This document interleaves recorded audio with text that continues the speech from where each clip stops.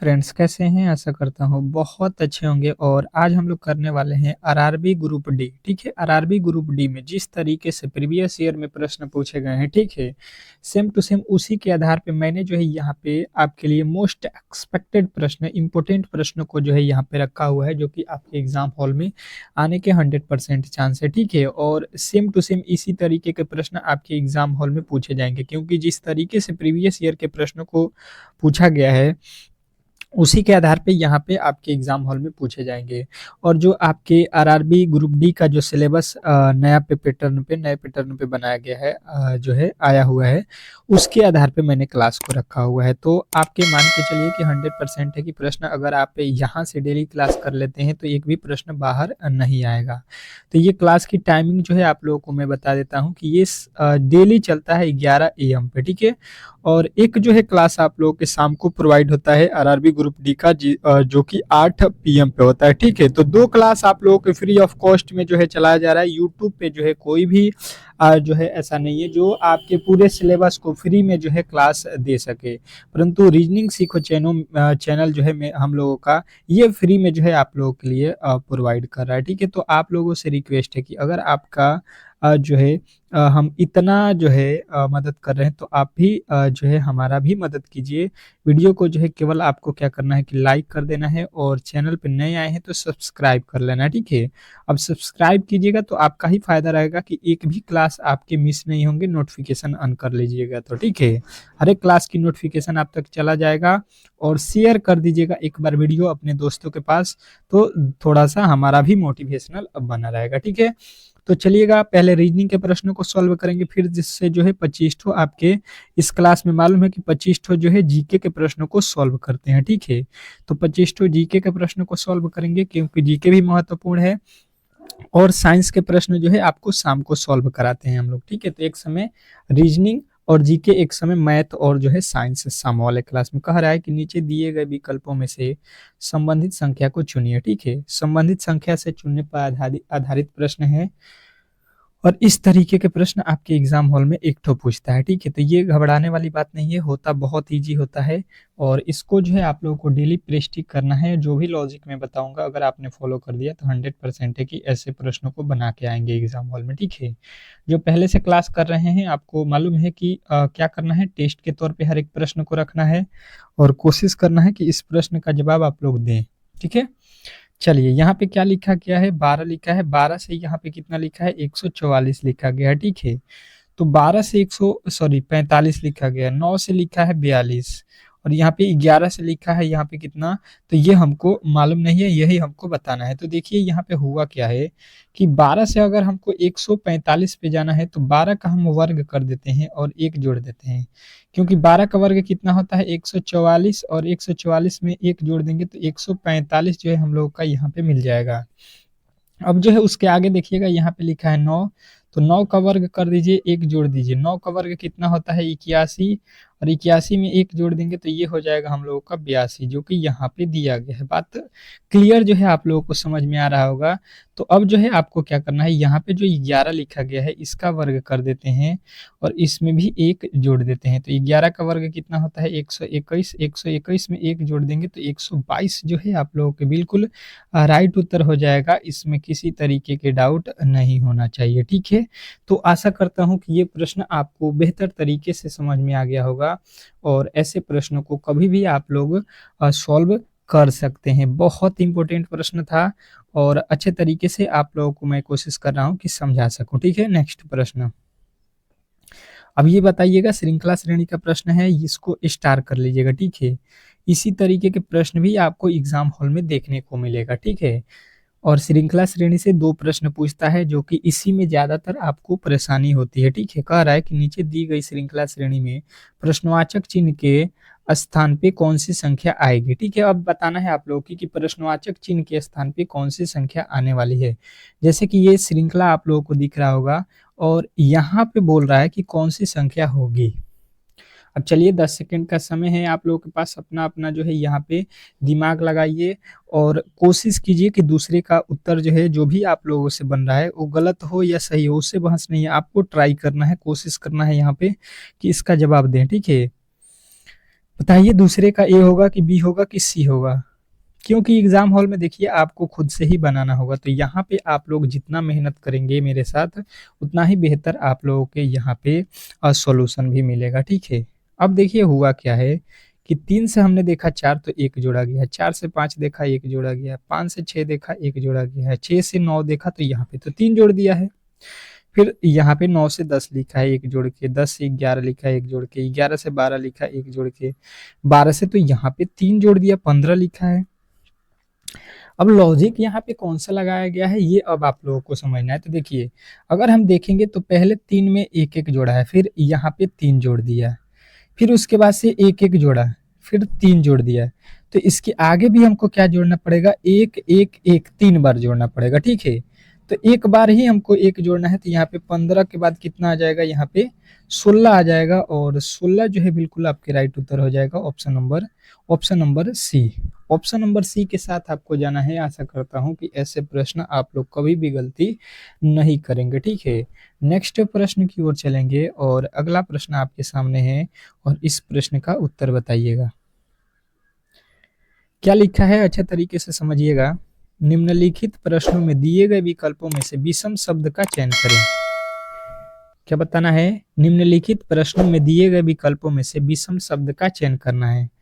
और आपको यहाँ पे देख लीजिए क्या क्या दिया गया है। तो मूंगफली है, सौंफ है, जीरा है, सरसों है। 4 ऑप्शन जो है आपको दिए गए हैं, 3 एक जैसे हैं, ठीक है। 3 तो एक जैसे किसी आधार पे जो है एक जैसे होंगे, और एक जो है अलग है, और जो एक अलग आपको दिखाई दे रहा है वही इस प्रश्न का 100% सही उत्तर होगा, ठीक है।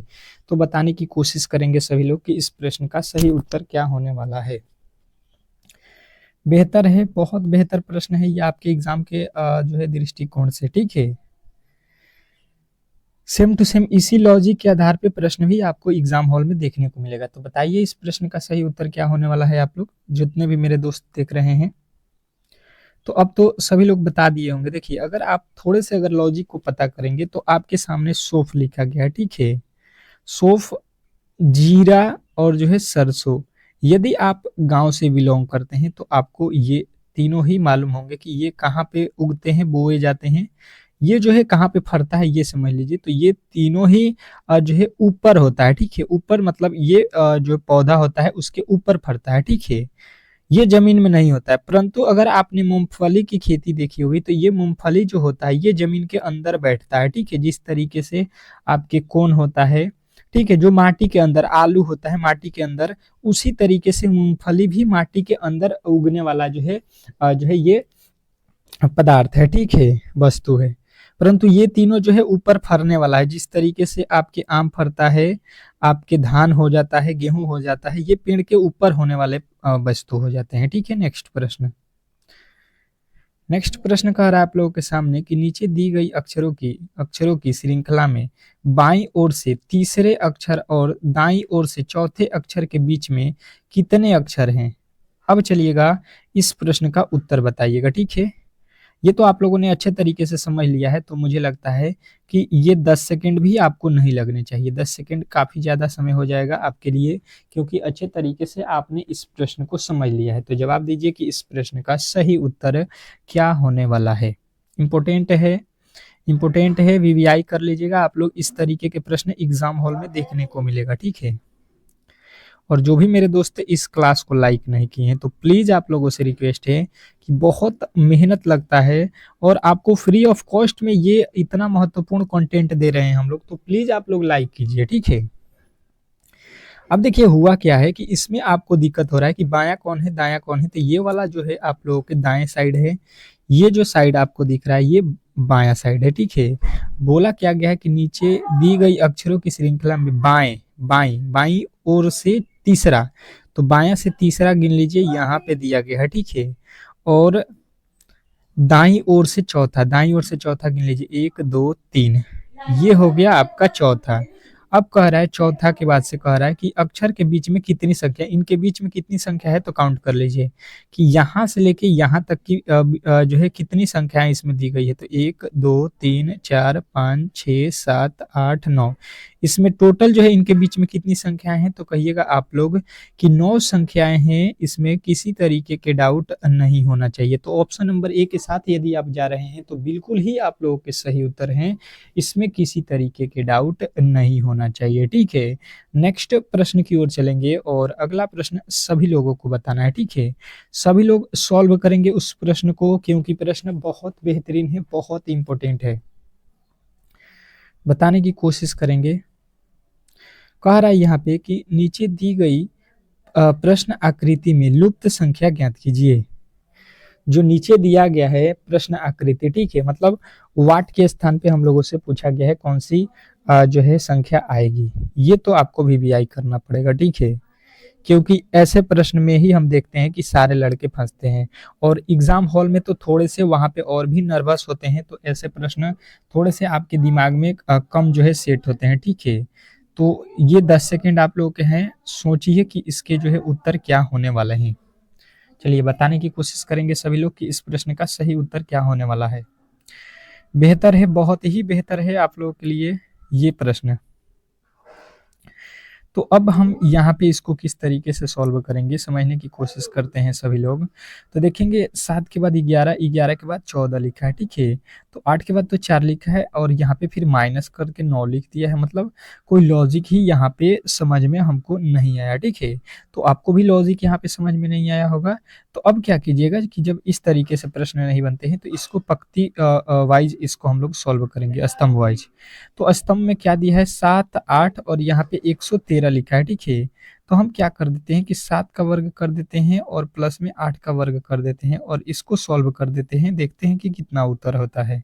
तो जब इसको सॉल्व करेंगे तो 7 का स्क्वायर कितना होता है, 49, और 8 का स्क्वायर 64 हो जाएगा। ठीक है, और जोड़ देंगे तो इसको कितना हो जाएगा, 9 4 13, 6 4 10 1 11। देखिए 113 दे दिया है। मतलब लॉजिक जो है सीधा सीधे है कि जो है संख्याओं को वर्ग कर दीजिए, यानी कि यहाँ पे भी 11 का वर्ग 12 का वर्ग करके देख लेते हैं। 11 का वर्ग प्लस में जो है 12 का वर्ग करके देख लेते हैं कितना होता है। 11 का 121 और 12 का जो है कितना होता है 144। इसको अगर हम जोड़ देते हैं तो कितना हो जाएगा, ये आप लोगों के हो जाएगा 200। कितना हो रहा है, ये 4 2 6, ये 5 है, 265 जो कि यहाँ पे भी आप लोगों को मिल रहा है। ठीक है, तो अब जो है सीधा सीधी हमको यहाँ पे आ जाना है और इस वाले पंक्ति में वैल्यू निकालना है। तो हमारे पास क्या दिया है, 14। तो 14 का स्क्वायर प्लस 9 का स्क्वायर कर देंगे, वैल्यू हमारे आ जाएंगे। 14 का कितना होता है, 14 का कितना होता है, ये होता है 196 प्लस 9 का कितना होता है 81। तो ये देखिए 6 और 1 7 होगा। तो अंत में इकाई के अंक में 7 जो है आपको देखना था, बिल्कुल आपके आ जाएगा, यानी कि 200 जो है 77। ठीक है, जोड़ के आप देख ले सकते हैं। इकाई के अंक से भी आपको पता चल गया होगा, तो आप लोगों को उसके आगे जो है बनाने की कोई जरूरत नहीं है, क्योंकि टाइम भी बचाना है। ठीक है, तो ये भी आप लोगों के लिए बहुत महत्वपूर्ण था। ठीक है, अगला प्रश्न देखिए। ये देखिए क्या कह रहा है कि गोपाल कद में राकेश से लंबा है, राकेश राय से अधिक लंबा है, बप्पा अधिक लंबा है भोपाल से, किंतु नरेश से छोटा है। सबसे लंबा आदमी इसमें कौन है? आपके जो है इसी तरीके से लकीर आपको अपने भी खींच लेने हैं, जिनको भी जो है मेरे साथ सॉल्व करना है, जैसे कि आप लोगों को चित्र में दिखाई दे रहा होगा। ठीक है, अब इसमें जो ऊपर आएगा वो यहाँ पे आएगा, जो सबसे नीचे है वो यहाँ पे आएगा। ठीक है, और बीच वाले ये हैं। तो आप इस तरीके से करिए और फटाफट बैठाइए कि कौन जो है सबसे ऊपर में बैठा हुआ है, ये हम लोगों से पूछा गया है। तो बताने की कोशिश करेंगे इस प्रश्न का सही उत्तर क्या होने वाला है। 10 सेकंड का समय है आप लोगों के पास, और ट्राई कीजिए। ठीक है, ट्राई कीजिए, क्योंकि कोशिश करने से ही आप सीख सकते हैं। ऐसा नहीं है कि केवल आइएगा और वीडियो को देखिएगा और ये कोई जादू है कि जो आप लोग सीख सकते हैं। ठीक है, ऐसा कुछ जादू नहीं है कि जो आपको सिखाया जा सकता है, आपको खुद से मेहनत करना पड़ेगा। ठीक है, तो देखिए यहाँ पे पहली लाइन को पढ़िए, राकेश राय से अधिक पहला लाइन देखिए, गोपाल जो है कद में राकेश से लंबा है। राकेश अगर यहाँ पे है तो इससे लंबा कौन है, गोपाल है। ठीक है, गोपाल को जी से मैं लिख देता हूँ, इससे लंबा हो गया, इससे ऊपर रहेगा तो लंबा। राकेश राय से लंबा है। राय जो है, राय यहाँ पे अगर रख देते हैं, राय को हिंदी में लिख देता हूँ क्योंकि सॉरी जय, जय से लंबा है। यहाँ पे देखिए राकेश जो है जय से अधिक लंबा है, तो जय से ऊपर राकेश रहेगा। अब आगे पढ़ रहा है कि वप्पा अधिक लंबा है गोपाल से, तो देखिए गोपाल से अधिक लंबा कौन है, बप्पा है, तो बी यहाँ पे लिखता हूँ। किंतु नरेश से छोटा है, ये जो बप्पा है ये नरेश से जो है छोटा है, तो नरेश ऊपर रहेगा यानी कि सबसे ऊपर हो गया। अब बोला है सबसे लंबा, तो सबसे लंबा वाले कद पे देख लीजिए कौन सा बैठा हुआ है, नरेश बैठा हुआ है, ठीक है। तो नरेश जी है आप लोगों के राइट उत्तर हो जाएगा, इसमें किसी तरीके के डाउट नहीं होना चाहिए। सबसे छोटा अगर पूछ देता आप लोगों से तो बताना था जय है, और बीच में पूछ देता कि मिड में कौन बैठा हुआ है बीच में, तो आपको बताना था गोपाल। तो इस तरीके से किसी भी एंगल से आपसे प्रश्न पूछा जा सकता है, आपको हर एक तरीके से प्रश्नों को आने चाहिए, ठीक है। नेक्स्ट प्रश्न, अब ये एनालॉजी का प्रश्न आपके सामने आ चुका है। कह रहा है कि नीचे दिए गए विकल्पों में से संबंधित शब्द को चुनिए। नीचे दिए गए विकल्पों में से संबंधित शब्द को चुनना है। चलिएगा अब बताने की कोशिश करेंगे सभी लोग कि इस प्रश्न का सही उत्तर जो है क्या होने वाला है। आपके पास 10 सेकंड का समय है। जैसा कि आपको प्रश्न दिया गया है कि जीभ का जो है संबंध स्वाद से है, तो फेफड़े का संबंध किससे होगा। वेरी वेरी इंपॉर्टेंट प्रश्न है, आपको इसको वीवीआई कर लेना है, बहुत इंपॉर्टेंट है। और आपके एग्जाम हॉल में 2 प्रश्न इस तरीके के पूछता है, होता बहुत इजी है, बहुत इजी प्रश्न होते हैं ये। आप लोग थोड़े से अगर इन प्रश्नों को देख लेते हैं, समझ लेते हैं, तो आसानी तरीके से कर सकते हैं, और समय भी इसमें बहुत ही कम लगते हैं, ठीक है। अगर आपको मालूम है तो 2 से 3 सेकंड में इसका उत्तर तुरंत ही दे देंगे। तो ये थोड़े से जीके टाइप के होते हैं, जिनको ज्यादा नॉलेज होता है जीके या वस्तुओं के बारे में, ठीक है, तो वो इसको कर सकते हैं पहले। तो देखिए जो जीभ होता है वो किस लिए होता है, तो ये स्वाद के लिए होता है। जीभ का हम लोग यूज कहाँ करते हैं, जीभ जो होता है किसी भी वस्तु के स्वाद को बताता है। तो फेफड़ा जो होता है, फेफड़ा इसका यूज किस लिए होता है, आप ये बता दीजिए। फेफड़े का यूज संवेदन के लिए होता है, परिसंचरण के लिए होता है, बिल्कुल गलत। संवेदन के लिए होता है, ये भी गलत। तो ये होता है श्वसन के लिए, जो हम लोग सांस लेते हैं, इसके लिए नो फेफड़े का हम लोग यूज करते हैं। जिस तरीके से जीभ से किसी वस्तु के स्वाद को हम बताते हैं कि खट्टा है कि मीठा है, तो फेफड़े से हम लोग श्वसन को जो है यहाँ पे लेते हैं। तो आशा करता हूँ कि ये प्रश्न भी आपको बेहतर तरीके से समझ में आ गया होगा। नेक्स्ट प्रश्न कह रहा है कि यदि 29 फरवरी का दिन जो है सोमवार है, तो महीने का 11वां दिन कौन सा पड़ेगा, ये आप लोगों को बताना है। अब जो है ये थोड़े से कैलेंडर टाइप के प्रश्न हैं, और ऐसे प्रश्न होते बहुत इजी हैं, तो सभी लोगों को यहाँ पे उत्तर बताना है। 100% इस प्रश्न का उत्तर बताना है, क्योंकि देखिए दिन से रिलेटेड है और आपके आसपास घटने वाली घटनाएं ये हैं, तो कर सकते हैं आप लोग। इजी इजी है, बहुत इजी है, समझने की केवल कोशिश करना है आप लोगों को, फिर जो है प्रश्न आप लोग कर सकते हैं। तो देखिए हुआ क्या है कि 29 तारीख जो है, 29 फरवरी, इस दिन तो सोमवार है, ठीक है, सोमवार है, ठीक है, मंडे है, सोमवार है, यहाँ पे मंडे लिख दिया। अब बताइए कि एक सप्ताह में हर 7वें दिन क्या होते हैं, तो वही दिन होता है जो आज है, ठीक है। मतलब 29 में से अगर हम 7 माइनस कर देते हैं, 7 माइनस कर देते हैं, तो ये हमको मिलेगा कितना, 22। और कोई पूछेगा कि 22 तारीख को कौन सा दिन पड़ेगा, तो हम बता सकते हैं कि ये भी मंडे ही पड़ेगा, ठीक है। फिर 7 यहाँ से माइनस कर देंगे तो ये हो जाएगा 15, यानी कि 15 तारीख को भी मंडे पड़ेगा। और फिर 7 माइनस कर देंगे तो हमें मिलेगा कितना, 8 तारीख। और 8 तारीख को भी हम किसी से भी कह सकते हैं कि भाई साहब ये भी मंडे है। और इसके बाद अगर हम 7 फिर माइनस करते हैं तो ये हो जाएगा आपका 1 तारीख, और 1 को भी मंडे पड़ेगा। तो इस तरीके से हम लोग दिनों को निकालते हैं, ठीक है। तो दिन तो हमको मालूम चल गया कि मंडे किस किस दिन को पड़ रहा है। 29 के बाद 22 को, 22 के बाद 15, 15 के बाद 8, 8 के बाद से 1 तारीख को भी यहाँ पे मंडे पड़ा हुआ है। तो अब आपसे पूछा किसको गया है, ये पहले समझिए कि तो महीने के 11वां दिन किस कौन से दिन पड़ेगा, 11वां दिन।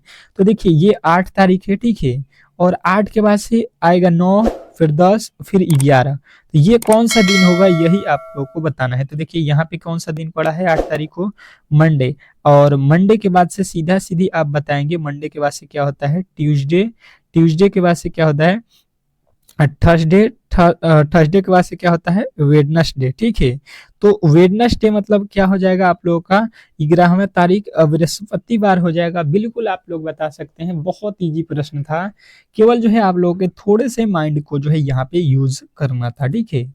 तो मेरे साथ जितने भी मेरे दोस्त यूज करेंगे अपने दिमाग को फटाफट से, तो वो प्रश्नों को कभी भी सॉल्व कर सकते हैं किसी भी स्थिति में, उनको किसी तरीके के प्रॉब्लम नहीं होंगे। कह रहा है कि उस वेन आरेख का चयन करें जो दिए गए वर्गों के बीच के संबंध को सर्वोच्चतम रूप से दर्शाता है। अब जो है आपको वेन डायग्राम बनाने हैं किसके बीच में, तो आपको लिखा है एथलेटिक, उसके बाद से लड़के, और उसके बाद से लिखा है छात्र। तीन जो है आपके जो है यहाँ पे ऑप्शन दिए गए हैं, तीन मतलब कि शब्द दिए गए हैं, और तीनों में जो है आपके वेन डायग्राम बनाना है। बताने की कोशिश करेंगे सभी लोग कि इस प्रश्न का सही उत्तर जो है क्या होने वाला है।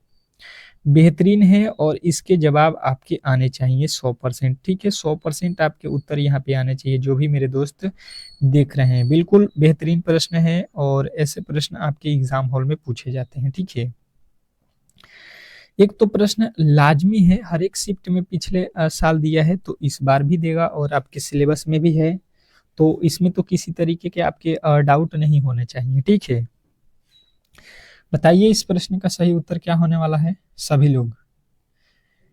लोग बताइएगा इस प्रश्न का सही उत्तर क्या होने वाला है। बेहतर है, बहुत बेहतर है ये प्रश्न। तो हम यहाँ पे देखेंगे कि आपके पास क्या है, एथलेटिक, लड़के, छात्र, तीन ऑप्शन आपके पास हैं। देखिए होगा क्या इसमें, कि सबसे पहले हम बनाएंगे वेन डायग्राम एथलेटिक का, ठीक है। जब एथलेटिक हो गया तो आपके पास लड़के हैं, ठीक है। तो एथलेटिक में क्या होता है कि कुछ लड़के जो है एथलेटिक होते हैं, ठीक है।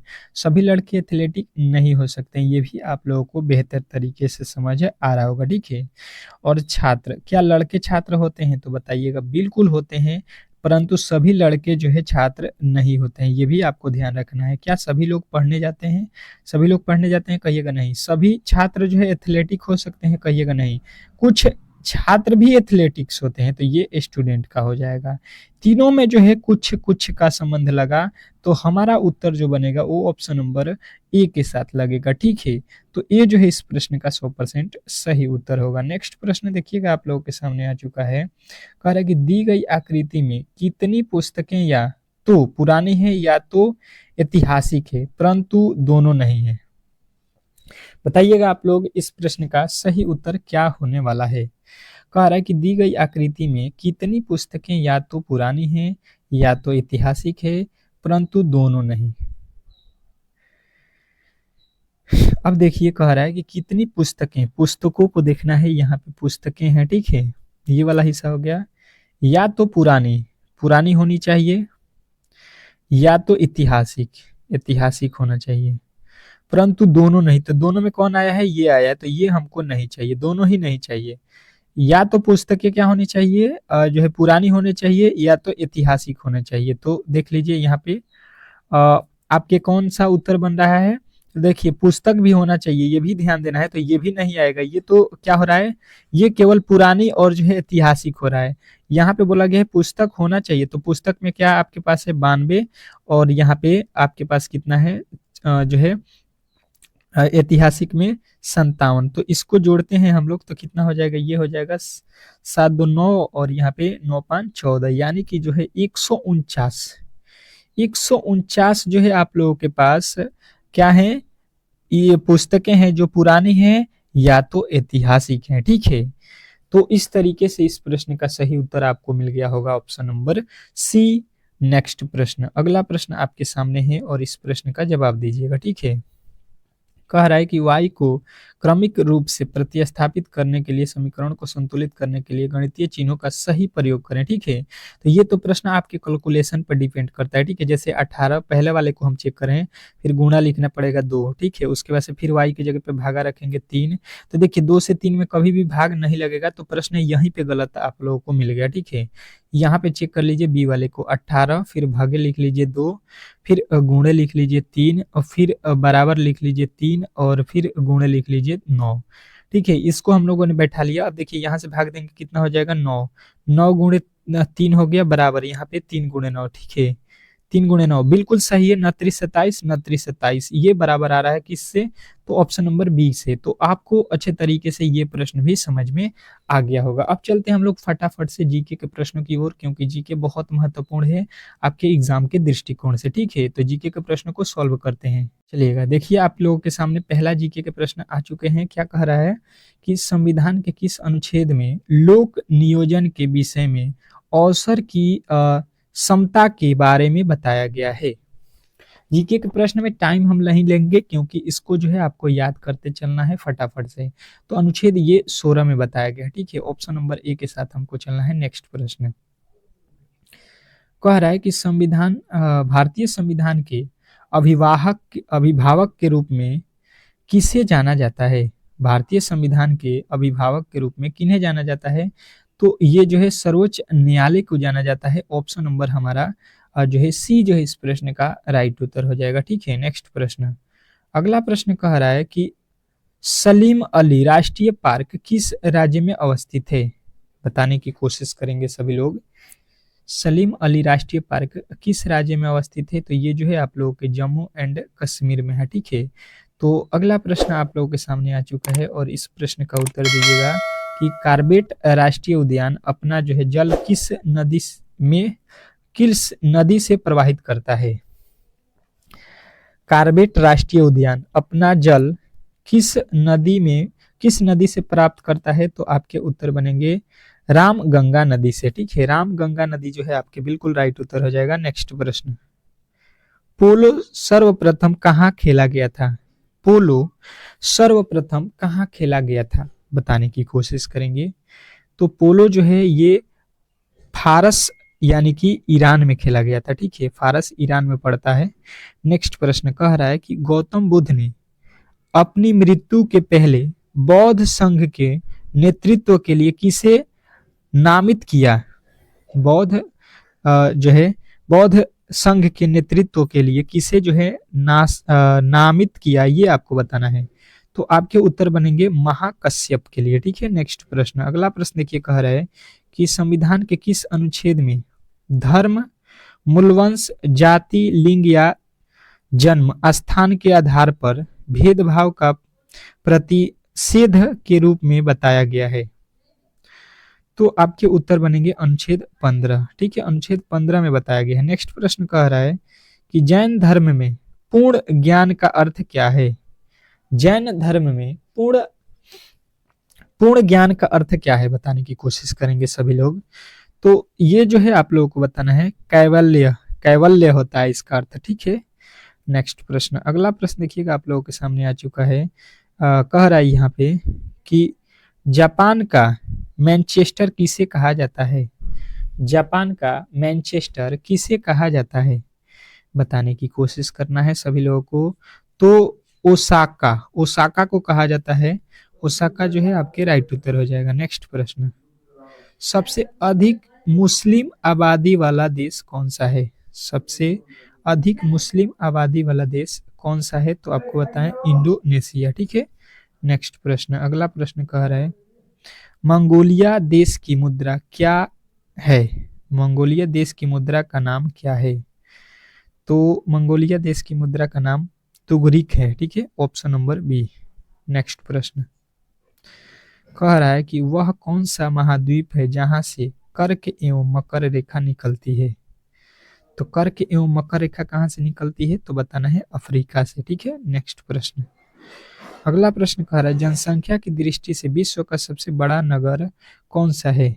जनसंख्या की दृष्टि से विश्व का सबसे बड़ा नगर कौन सा है? तो आपके उत्तर बनेंगे टोक्यो। ठीक है, टोक्यो सबसे बड़ा नगर है। नेक्स्ट प्रश्न देखिए, कह रहा है संविधान के किस अनुच्छेद में विधि के समक्ष समानता के अधिकार के बारे में बताया गया है?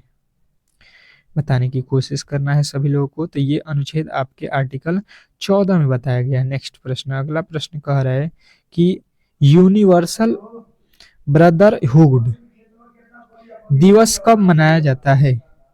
यूनिवर्सल ब्रदरहुड दिवस कब मनाया जाता है? तो आपके उत्तर बनेंगे यहाँ पे आपके 11 दिसंबर। ठीक है, 11 दिसंबर जो है आपके राइट उत्तर हो जाएगा। नेक्स्ट प्रश्न कह रहा है कि सबसे बड़ा द्वीप कौन सा है, सबसे बड़ा द्वीप कौन सा है। तो आपके उत्तर बनेंगे ग्रीनलैंड, ठीक है, ग्रीनलैंड जो है आपके राइट उत्तर हो जाएगा। नथुला दर्रार भारत के किस राज्य में स्थित है, नथुला दर्रार भारत के किस राज्य में स्थित है, तो आपको बताना है सिक्किम में, ठीक है। नेक्स्ट प्रश्न, अगला प्रश्न ये कह रहा है कि भारत भ्रमण पर चीनी यात्री फाहियान किस के काल में आया था, भारत भ्रमण पर चीनी यात्री फाहियान किसके शासनकाल में आया था, तो गुप्त काल में, ठीक है। नेक्स्ट प्रश्न, अगला प्रश्न कह रहा है कि संविधान के किस अनुच्छेद में संविधान के प्रारंभ के समय नागरिकता के बारे में बताया गया है, संविधान के किस अनुच्छेद में संविधान के प्रारंभ के समय नागरिकता के बारे में बताया गया है, तो आपके उत्तर बनेगा अनुच्छेद 5। नेक्स्ट प्रश्न कह रहा है कि मुरुगप्पा गोल्फ कप किस खेल से संबंधित है, मुरुगप्पा गोल्फ कप किस खेल से संबंधित है, तो आपके उत्तर बनेंगे हॉकी से, ठीक है। नेक्स्ट प्रश्न, अगला प्रश्न कह रहा है कि किसने अपनी राजधानी दिल्ली से दौलताबाद स्थानांतरित कर दिया था, तो ये कौन था, तो आपको बताना है ये जो है मोहम्मद बिन तुगलक था, ठीक है। नेक्स्ट प्रश्न, अगला प्रश्न कह रहा है कि दिल्ली सल्तनत की पहली महिला जो है शासिका कौन थी, तो दिल्ली की पहली जो है महिला शासिका जब भी पूछा जाए तो आपको बताना है ये जो है रजिया सुल्तान थी, ठीक है। नेक्स्ट प्रश्न, अगला प्रश्न कह रहा है कि रजिया सुल्तान के पति का नाम क्या था, रजिया सुल्तान के पति का नाम क्या था, तो अल्तुनिया जो है आपको याद रखना है। नेक्स्ट प्रश्न कह रहा है कि स्टेट बैंक ऑफ इंडिया का वित्तीय मुख्यालय कहाँ है, स्टेट बैंक ऑफ इंडिया के वित्तीय मुख्यालय कहाँ है, ये आप लोगों से पूछा गया है, तो ये जो है आप लोगों को मुंबई में पड़ता है, आपके ऑप्शन नंबर बी जो है इस प्रश्न का राइट उत्तर है। नेक्स्ट प्रश्न, अगला प्रश्न कह रहा है कि संविधान के किस अनुच्छेद में नए राज्यों का निर्माण और वर्तमान राज्यों में क्षेत्र सीमा या नामों में परिवर्तन करने की शक्ति किस अनुच्छेद में है, तो ये जो है अनुच्छेद आपके 3 में बताया गया है, तो आपके ऑप्शन नंबर बी जो है इस प्रश्न का राइट उत्तर हो जाएगा। आशा करता हूं कि आपको ये प्रश्न भी समझ में आ गया होगा, ठीक है। तो 25 ठो जो है आप लोगों के यहाँ पे जीके जीएस के भी प्रश्न कंप्लीट हो गए। अगर आपको ये क्लास जो है अच्छा लगा है तो डेली आइए 11 AM पे, ठीक है, और 8 PM पे 2 क्लास आपके लिए ग्रुप डी में यहाँ पे डेली मिलेगा। तो मिलते हैं नेक्स्ट वीडियो में, तब तक के लिए जो है धन्यवाद।